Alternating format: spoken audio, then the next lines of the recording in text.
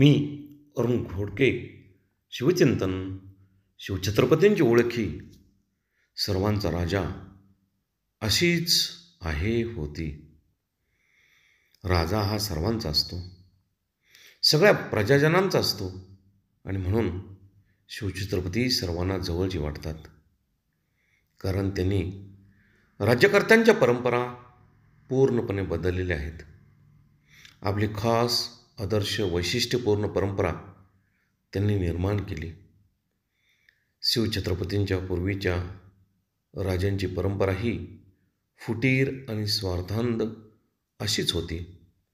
ती अन्यायी, जुलमी आणि खून खराबीची होती.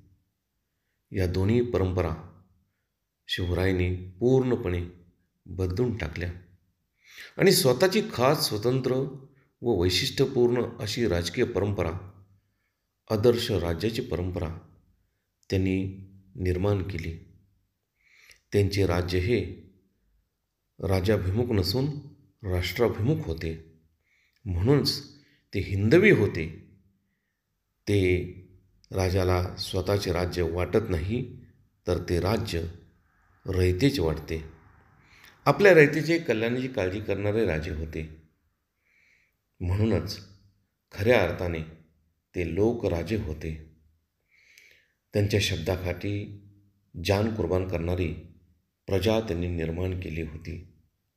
ती सर्व थरातील होती. बहुत काय बोलणे. राम, कृष्ण, हरी